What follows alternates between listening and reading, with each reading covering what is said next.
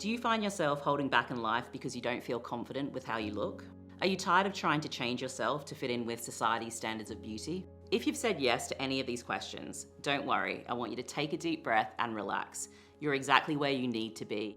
I'm Philippa Diedrichs, a world-leading body image expert and professor of psychology at the Centre for Appearance Research. I'm going to be guiding you through some tips and exercises to help you heal your relationship with your body and redefine beauty on your own terms. Exercises like the ones we're going to be talking about in this video and in the workbook have been tested with women around the world and have been proven to help them feel more comfortable and at home in their bodies. And I'm confident that you will benefit from these too. Before we dive in, I want you to know that you're not alone. Dove has done some global research and found that 82% of women around the world don't have body confidence. That's huge. We also know from Dove's research that 1 in 2 women are setting New Year's resolutions to change their bodies because they don't like how they look. Sadly, I'm not surprised by this statistic. I've talked to thousands of women around the world and heard similar stories everywhere I go about how unhappy they are with their bodies and how they wish their life might be different if they could change the way that they looked. I definitely recall many times where me not feeling great about my body would either make me not go to things or not participate or do that but be annoyed about it. It's honestly hell, and it's happened to me for many years, just not being completely satisfied with the way I look. I've always been like a really bubbly, friendly, chatty person, but I've noticed like the older I get, it's like there's a light that's dimming, and I really do think it's a result of the number of years I've spent telling myself that I'm not good enough. I'm starting to get wrinkles and stuff now, and I've got grey hair that I have to part my hair in a certain way because I don't want it to be seen as much. And it bothers me. It does bother me. Essentially, it's really hard to get the most out of life when you are unhappy with the way that you look. It's really hard to feel confident chairing a meeting at work, feeling motivated to exercise, or even being comfortable and fully in the moment during sex. Well, we're sold the idea that to feel happier about the way that we look, we should change how we look. But what if we could flip the script on that and redefine beauty on our own terms and change our relationship to our bodies instead? Are you ready to redefine beauty on your own terms? Let's get started. One of the first steps to building body confidence is making a commitment to yourself. So I want you to now get your workbook out and start working through the first exercises to do just that.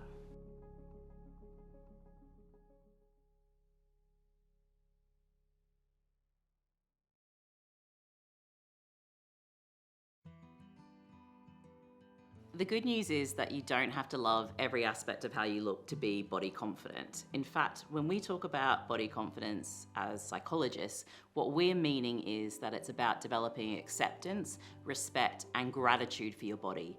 Even the bits that you might feel ambivalent about or that you don't like. It's about that overall sense of appreciation for your body. When you're feeling uncomfortable in your body, there's an irresistible urge to set some kind of resolution or goal to change the way that you look, as though that's going to make you feel better.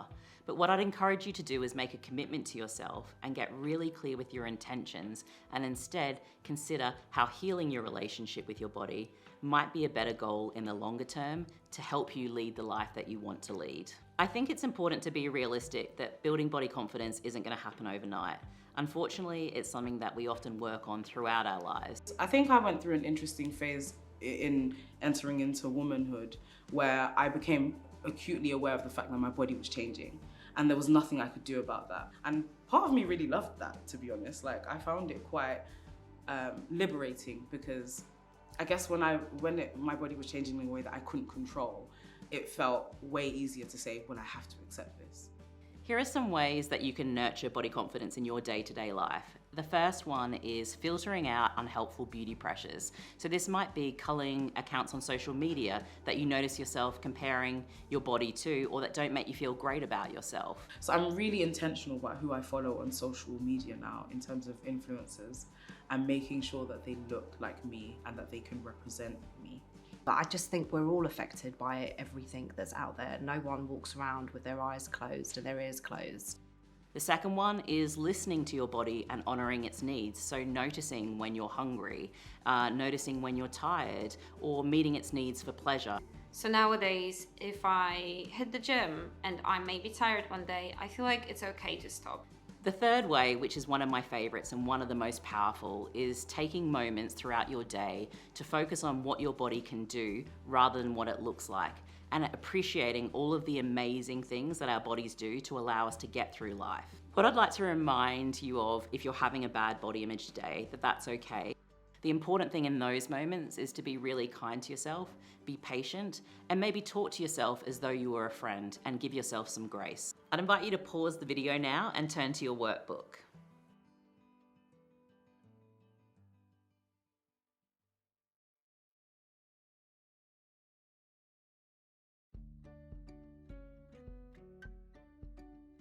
Dove's research around the world has shown that 1 in 3 women would sacrifice a year of their life if it meant they could have the perfect body.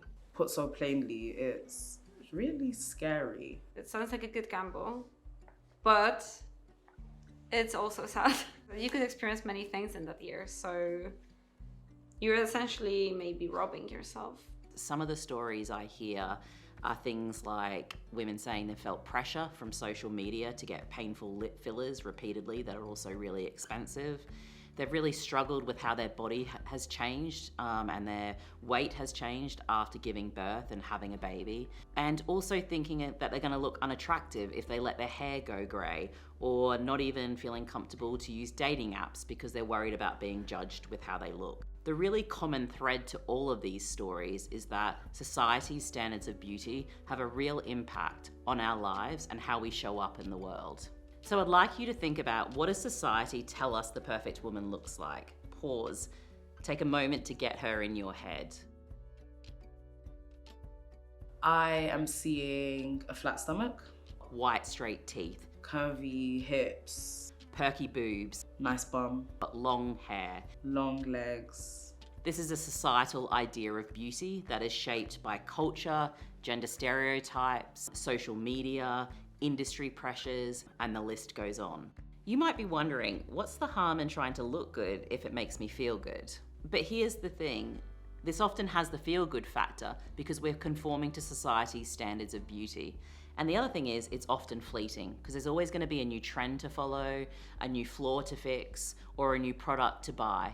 In reality, our bodies are naturally going to change as we go through life and experience all the different life stages that come with it. I'd love you to take a moment to imagine if you redirected all of the time, energy, money, and worry that you spend on your appearance. And then imagine reinvesting that into things in your life that you really value, that you enjoy. I'd invite you to pause the video now and turn to your workbook.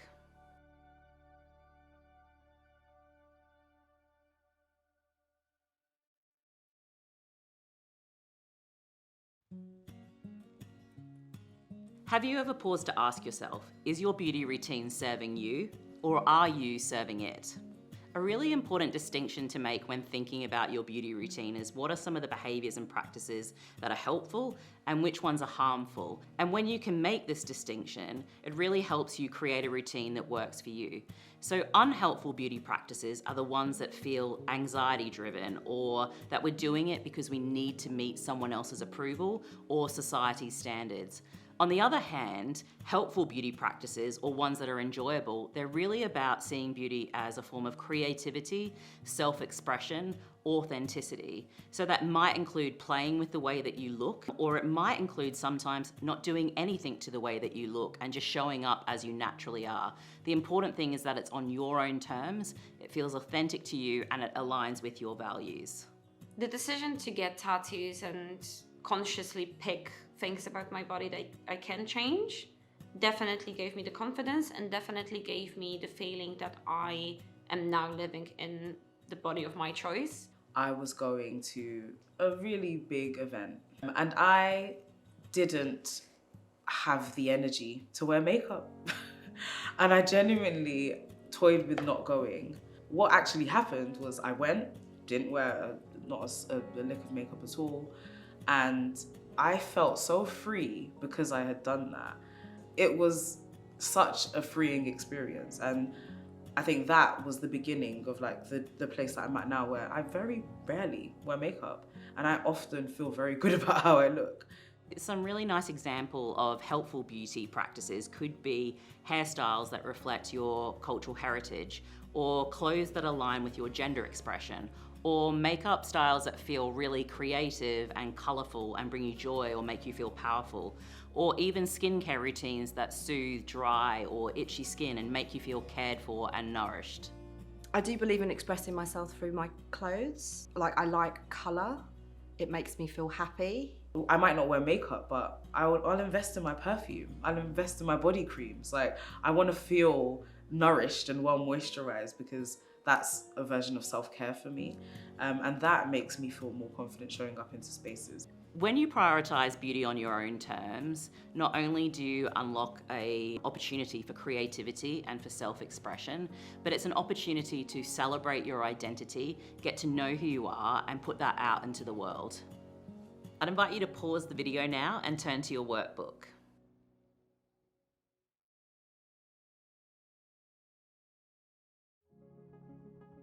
I want to thank you for coming along with me on this journey and taking the time to reflect on your own experiences and set new intentions when it comes to body confidence. This is not always an easy journey, and it's something that you're going to return to throughout your life, but I'd really encourage you to keep going with it, because there are so many benefits to feeling at home in your body and to appreciating and respecting it.